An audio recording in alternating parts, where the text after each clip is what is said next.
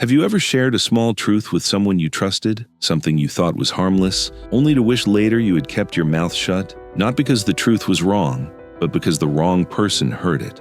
We often believe that people who stand beside us every day are safe, that friendly smiles mean loyalty, and that listening ears come with kind intentions. But sometimes the closest people are the most careless with our words. This is the story of how one exhausted man learned that lesson when it was already too late. In a crowded American city filled with traffic noise, factory smoke, and never-ending workdays, there lived a man named John Miller. John wasn't ambitious or loud. He was steady. For nearly 8 years, he had worked inside a massive cement factory on the edge of town. His days began before sunrise.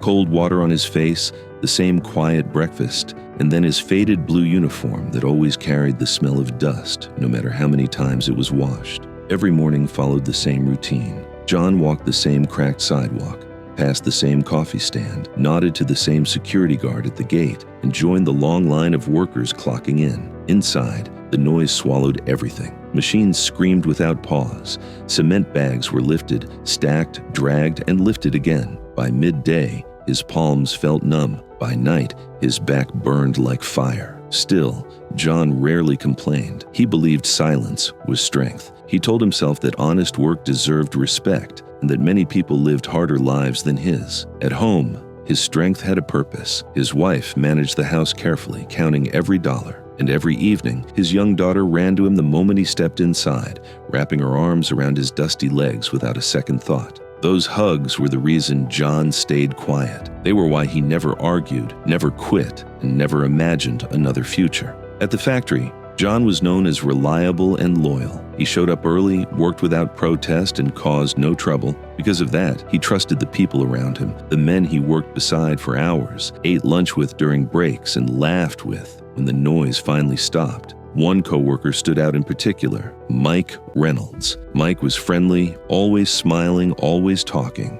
He asked about John's family, joked loudly, and spoke as if he truly cared. Over time, John began to believe Mike was someone he could trust. What John never talked about was how his body was slowly giving in. The work felt heavier than it used to. His legs weakened by afternoon. The endless noise drained his mind. He didn't hate his job. He didn't blame his boss. He only wished for one lighter day, just enough time to let his body recover. One evening, after an especially brutal shift, John walked out of the factory with Mike as the sun dipped low. At the gate, John paused, took a deep breath, and spoke words he had never said aloud. He admitted he was exhausted, that his bones ached, that maybe, just maybe, he would ask the supervisor for lighter work for a single day. Mike nodded. He placed a hand on John's shoulder. He said he understood. John felt relief. He believed his burden had been safely shared. What John didn't know was that those quiet words didn't stay at the factory gate. By the next morning, they would return, twisted, louder, and far more dangerous, spoken by mouths John never trusted and heard by people who would never ask for the truth.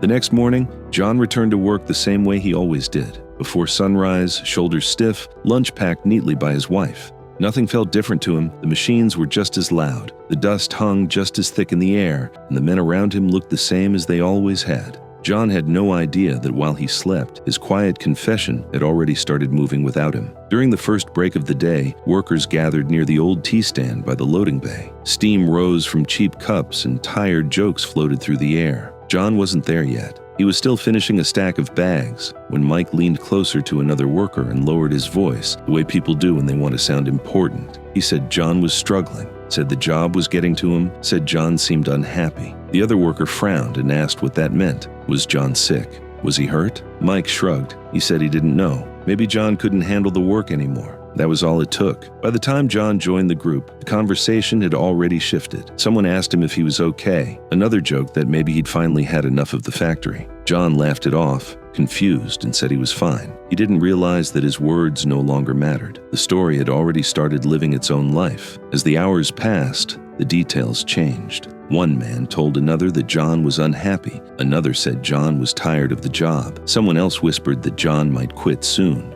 Each retelling added a little drama, a little fear. A wish for rest slowly turned into dissatisfaction. Tiredness became frustration. Frustration became rebellion. By afternoon, a floor supervisor overheard two workers talking. They mentioned John's name alongside words like negative and fed up. The supervisor, already stressed about meeting production targets, took notice. He didn't ask John directly. He didn't have time. Instead, he passed the concern upward, adjusting the story just enough to protect himself. By the time it reached the shift manager, the message had changed again. Now, John wasn't just tired.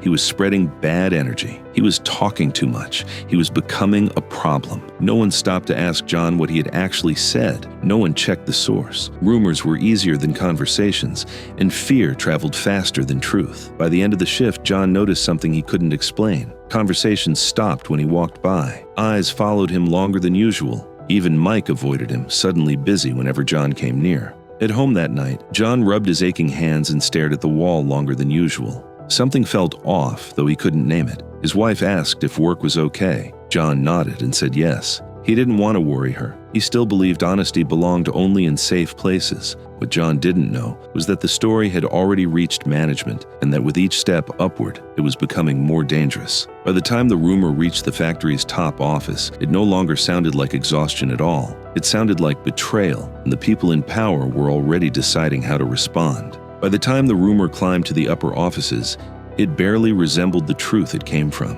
What began as a tired man asking for a lighter day had transformed into something far darker.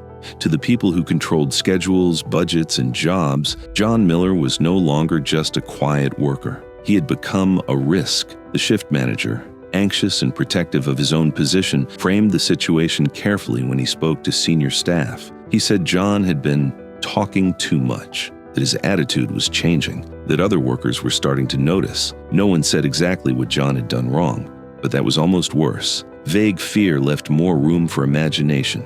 Those words reached the desk of Mr. Henderson, the factory's owner. Henderson was a proud man who valued loyalty above skill. In his mind, the worst thing a worker could be wasn't lazy, it was disloyal. He was already under pressure from rising costs and tight contracts. The idea of unrest inside his factory struck a nerve. He didn't ask for details. He didn't review footage. He didn't call John in for a conversation. He decided an example had to be made. The next morning, John arrived as he always did. Same routine, same nod to the guard, same punch of the time card. He picked up his gloves, stretched his sore shoulders, and started toward his station. Before he could reach it, two security guards stepped into his path. They asked him to follow them. Confused but calm, John did as he was told. Inside a small office, the door closed behind him. A manager sat across the desk, papers already laid out. The accusations came fast and cold. John was told he had been spreading negativity, that he was unhappy, that he was planning to quit and influence others to do the same. John tried to speak. He explained he had only asked for lighter work for one day, that he wasn't angry, that he wasn't leaving. His voice stayed steady, but it didn't matter. The decision had been made long before he entered the room. His final paycheck was slid across the desk. He was fired on the spot. When John walked back through the factory gates he had passed for nearly a decade, his legs felt weaker than ever. Workers stared. Whispers followed him. No one asked what happened. No one offered help. By afternoon, his name was already being passed around outside the factory, painted with darker colors. Untrustworthy, dangerous, a troublemaker. In the days that followed, the damage spread. When John applied for work nearby, doors closed quietly. Managers said they'd call him back. They never did. At home, his wife watched him grow quieter. His daughter stopped asking when he'd return to work. Bills piled up, savings disappeared. John began to understand how fragile trust really was, and how quickly a good name could be erased. But the cruelest part of the story was still ahead, because only after John was gone would the truth finally begin to surface. Weeks passed, and the space John Miller left behind at the factory slowly filled with another man, another uniform, another pair of tired hands. On the surface, life inside the cement plant returned to normal. The machines roared, the schedules stayed full. No one mentioned John anymore, at least not out loud, but quiet mistakes have a way of resurfacing when no one expects them to. One afternoon, while reviewing old security footage for an unrelated issue, a mid-level manager noticed something strange. The footage showed John during his final days at the factory. He wasn't gathering people. He wasn't arguing. He wasn't whispering in corners. Frame after frame showed the same thing: John working alone. focused, silent, carrying his loads like he always had. No signs of rebellion, no signs of anger, just exhaustion. That unease followed the manager into the evening. The story he'd been told no longer matched what he saw.